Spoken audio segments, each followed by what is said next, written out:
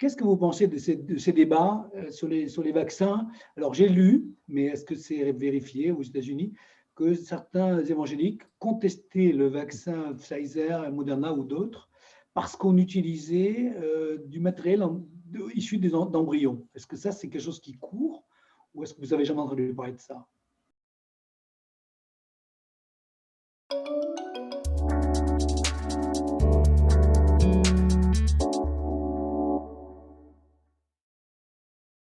Mais c'est un fait avéré. C'est un fait avéré, ça, j'en ai jamais entendu parler, mais dis-nous pourquoi. Ah oui, alors, donc la technologie, c'est surtout le vaccin AstraZeneca, donc le vaccin qui a été développé au Royaume-Uni. AstraZeneca, ce sera le moins cher, le meilleur qui sera diffusé dans les pays sous-développés. Pour moi, c'est très important. Alors, AstraZeneca. AstraZeneca, c'est le vaccin qui sera diffusé sans contrepartie. Ouais, C'est-à-dire ouais, le moins cher, ils ont décidé, Oxford, de ne pas faire de bénéfices. Enfin, ça, la démarche est remarquable, quoi qu'il arrive. c'est ça, que les recherches qui ont conduit au développement de la technologie de ce vaccin sont basées sur des cellules souches qui elles-mêmes sont issues d'un avortement et donc sont des cellules souches embryonnaires et qui remontent aux années 70. Et lorsque cette information est sortie dans les médias, ça remonte au mois de décembre en fait, hein, très vite s'est posé la question, mais en tout cas dans les milieux chrétiens très particulièrement, est-ce qu'il est moral de faire la promotion ou de soi-même prendre ou payer pour un vaccin qui a été développé au prix de la vie d'un fœtus, d'un embryon, ne serait-ce, enfin, même si cet embryon remonte Là, on n'a aux pas années été filmé 70. pour ça, quand même. Faut pas... Voilà. Mais là, on parle de recherche ou on parle de fabrication? On parle simplement de recherche, La c'est ça? fabrication, c'est pas possible, il n'y en aurait pas assez. Non, c'est ça. Ils peuvent en multiplier peut-être, je sais pas. C'est-à-dire que le vaccin en tant que tel a été développé sur base de recherches qui ont été faites à base de cellules souches embryonnaires. Donc, il n'y a pas des cellules souches embryonnaires dans le liquide. Dans les vaccins.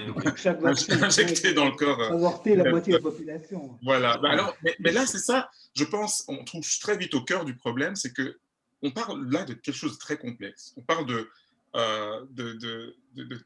d'une technologie qu'une infime minorité de la population comprend. Alors, le moindre message qui est émis peut être déformé, transformé à l'envi. Et alors, absolument aucun problème à ce qu'il y ait des médecins objecteurs, comme on peut les appeler. C'est très bien qu'ils puissent s'exprimer. C'est très bien. La contradiction est très saine, je pense, pour le débat. C'est pas la contradiction, c'est souvent du délire. Mais enfin bon, ça c'est... On peut, mais oui, mais au moins on l'a entendu et on peut dire ce message est délirant. Donc au moins on progresse. Donc je pense qu'il faut laisser la parole aux personnes qui ont des perspectives différentes. Il faut aussi accorder plus de crédit et plus d'autorité aux gens qui savent de quoi ils parlent, tout simplement.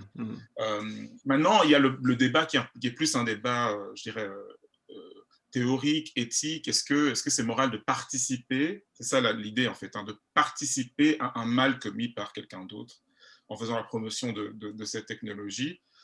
Très vite, la conférence des évêques aux États-Unis s'est exprimée en disant que si on devait comparer le mal et la souffrance qui sont causés par la pandémie et le mal et la souffrance engendrés par cet avortement qui a eu lieu. Il n'y a pas photo. On revient à la question aussi des réseaux sociaux. Moi, je suis beaucoup en relation avec des amis africains et on m'envoie des vidéos. Alors, je parle de délire parce que je n'arrive pas à qualifier autrement. Des gens qui vous expliquent qu'en fait, dans le vaccin, et là, il y a une question, un rapport à la vérité, dans le vaccin, il y aurait une substance qui serait inoculée comme ça à des millions de gens. Et l'idée serait non pas de soigner et de combattre le Covid, mais de supprimer au moins 80 millions d'Africains, parce qu'il y a trop d'Africains, parce que l'Afrique va être sur le génisme et pas assez développée, il y a trop de population. Bon, ce serait décidé, je ne sais pas par quelle instance, QAnon et autres complotistes, mais donc des discours comme ça, on en trouve sans arrêt sur Internet. Et c'est catastrophique, enfin, je veux dire, pour la réflexion, pour l'avancement de la science. On sait plus, les gens savent absolument plus de quoi on parle. Alors là, est-ce qu'il n'y a pas un problème aussi avec ces diffusions d'informations totalement folle. Je voudrais juste faire une remarque et puis Vas-y. ensuite, Jean-Christophe, Ouais. tu compléteras, mais il n'y a pas besoin d'un vaccin pour avoir des théories complotistes. Et Mhm. d'ailleurs, il suffit de remonter presque 1 an en arrière, où les théories du complot étaient, elles, ancrées sur justement le coronavirus et la diffusion de ce virus. Mhm. Le fait qu'il y ait des théories du complot, et il se trouve que avec une nouvelle aussi énorme qu'un nouveau vaccin sans précédent, ça fait le candidat idéal pour de nouveaux complots et de nouvelles théories. Sans ce vaccin-là, elles iraient se greffer ailleurs. Je pense que là, c'est un phénomène, ce que tu es en train de mentionner, Jean-Luc, qui dépasse les questions éthiques et scientifiques autour du vaccin. C'est à nouveau cette réflexion sur l'utilisation des réseaux sociaux comme tremplin de la parole, pour une parole qui est débridée et qui part dans tous les sens. Peut-être parce qu'on est en perte de repères d'ailleurs, et que du coup, on cherche partout des boucs émissaires, et les théories du complot grandissent comme ça. Mais je me disais, tu vois, à l'inverse, un peu ce que disait Christelle, je me disais que dans une situation de crise dans laquelle on vit aujourd'hui, qui est compliquée, où les gens ne savent plus trop, on parle de 3e confinement, il y a quand même 300 ou 400 000 morts aux États-Unis, dans tous les pays d'Europe, il y a des morts aussi. Les gens sont très, très, comment dire, fébriles, inquiets, traumatisés par ça. Diffuser des informations de ce type-là, et quelque part, c'est criminel. Je veux dire, c'est très grave. Parce que alors, les gens ne vont pas se faire vacciner ou ont très peur. Enfin, actuellement, c'est en train un peu de changer en France, mais je ne sais pas ce qui se passe ailleurs. Est-ce qu'il n'y a pas là quand même un problème de fond? Est-ce qu'on ne peut pas limiter ces gens-là? Peut-être qu'il ne faut pas, mais enfin, c'est quand même grave de balancer de fake news, d'histoires effrayantes autour de ces questions-là qui sont graves quand même. C'est qu'il n'y a pas de solution parfaite. Il n'y a pas de solution parfaite. Puis, il faut tenter, en fait, c'est la même chose avec la COVID. Il faut tenter de peser des conséquences immédiates, visibles, qui sont grandes, puis des conséquences à long terme qui peuvent être encore plus graves, mais qu'on ne voit pas. Donc, si on se dit, bon, OK, on commence à censurer le discours sur les vaccins pour qu'il y ait un seul message, peut-être que ça va augmenter le taux de vaccination cette fois-ci, mais peut-être que ça va amener les gens à migrer sur d'autres plateformes. Peut-être que ça va cette technologie-là va être utilisée pour supprimer d'autres discours qui sont politiques, qui sont contestataires. Donc, pour moi, je serais très prudent là-dessus. J'aime bien l'approche de Noam Chomsky, qui est un penseur américain assez connu. Il est assez âgé maintenant. Si nos auditeurs veulent aller sur YouTube, juste taper le débat entre Michel Foucault et Noam Chomsky, qui a eu lieu, je pense, en 71, très intéressant. Chomsky va défendre radicalement la liberté d'expression. Puis je pense qu'il avait participé à un procès, ou en tout cas, il avait commenté sur un procès qui avait eu lieu en France sur un négationniste. Oui. Puis je pense qu'on est tous d'accord que le négationnisme, le fait de nier qu'il y a eu un holocauste, c'est du discours haineux, c'est du discours qui est condamnable. Mais Chomsky disait, si t'es pour la liberté d'expression, sauf les expressions qui te déplaisent, t'es pas pour la liberté d'expression. Il y a cette idée-là que la vérité, ou quand une affirmation est mise sur la place publique, elle s'expose à être contredite puis à être réfutée. Et ça, je pense, c'est ce qui est sous-entendu dans tous nos débats. C'est comme s'il n'y avait pas de vérité. Mais on croit, les protestants, on croit qu'il y a une vérité et que la vérité nous rendra libres. Puis on croit, dans notre culture occidentale, qu'à travers un débat qui est éclairé, un débat qui est ouvert, on peut faire ressortir la vérité. Maintenant, quand on parle de débat sur les vaccins, une chose qui me désole, c'est que je n'ai pas l'impression, souvent quand on parle de débat sur Twitter, je n'ai pas l'impression qu'on a véritablement de débat. Quand on a un médecin comme Raoult qui fait des affirmations, c'est les journalistes qui vont le questionner et puis dire vous avez dit ci, vous avez dit ça. Il n'y a pas de panel, il n'y a pas de débat comme on voit dans les dialogues socratiques où vraiment, bon, OK, tu veux affirmer des énormités sur le vaccin, parfait, on va t'asseoir avec 3 ou 4 experts, puis vous allez débattre ouvertement, puis la personne qui dit des inepties, normalement, va se faire ramasser ou va se faire humilier. Puis si elle ne dit pas des inepties, peut-être que, justement, le discours contradictoire devrait être pris en considération. Ça, c'est l'idéal. Hein, c'est l'idéal. Une conversation, qui est un vrai débat avec des arguments, les meilleurs arguments de chacun, mais ça, on l'a nulle part. Mais nous, on le vit constamment. Des vérités, on t'assène des des opinions.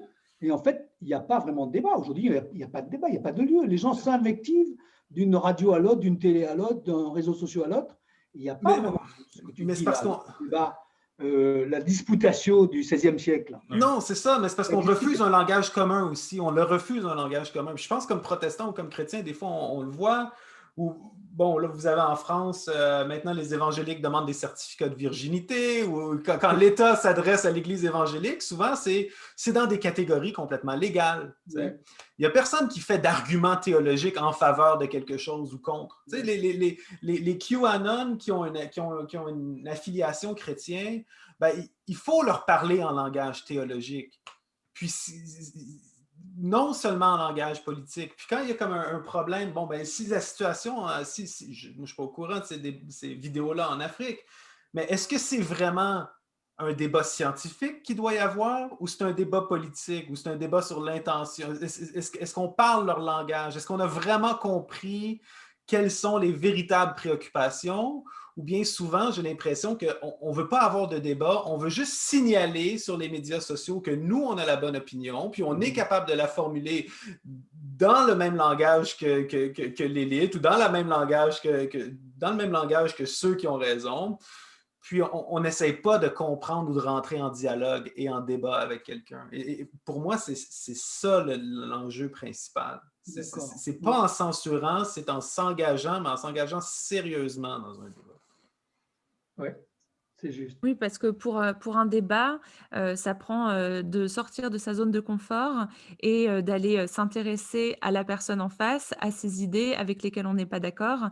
Et ça, je pense que c'est un appel très, très percutant pour chacun d'entre nous et pour tous les auditeurs, parce que ça prend du temps et parce que ça aussi implique peut-être de revoir ses positions. En gros, pourquoi on fait moins de débats peut-être, c'est parce que c'est beaucoup plus compliqué et parce qu'on est toujours plus rapide à parler qu'à s'asseoir, écouter, lire les arguments et chercher les contre-vérités. Mais bon, avec Actu et Morito, on essaye aussi à notre échelle, changer le monde. Alors peut-être que c'est un appel pour moi en premier, la prochaine fois que je suis face à des personnes qui ne sont pas d'accord avec moi, même si je suis persuadée qu'elles ont tort, peut-être que d'abord, je dois m'arrêter, les écouter pour ensuite comprendre leurs arguments et comprendre leur langage et pouvoir justement avoir un débat où on parle plus ou moins le même langage. Et juste derrière Léa, ce que je voulais dire, c'est qu'on a vraiment le modèle de Jésus quand même là-dedans. Dans le sens, on imagine mal Jésus dans son sous-sol de Nazareth faire son ministère sur Twitter. Dans le sous-sol de sa mère, il est en train de juste dire à tout le monde comment il est le fils de Dieu, comment il a raison sur tout, puis comment les pharisiens ont tort, puis comment les maîtres de la loi ont tort, puis comment lui, puis ses followers, là, les 12 personnes qui le suivent sur Twitter, ils ont la vérité. Quand Jésus n'est pas le genre à essayer de plaire à tout le monde. En fait, dans les 4 évangiles, à chaque fois qu'il rentre dans un village, on dirait qu'il part dans une dispute théologique. Mais quand il dispute avec les pharisiens, on voit qu'il comprend la théologie des pharisiens. Puis il dispute avec eux selon leur catégorie. Puis quand il rencontre une Samaritaine, il dispute, mais avec une autre attitude, avec d'autres catégories.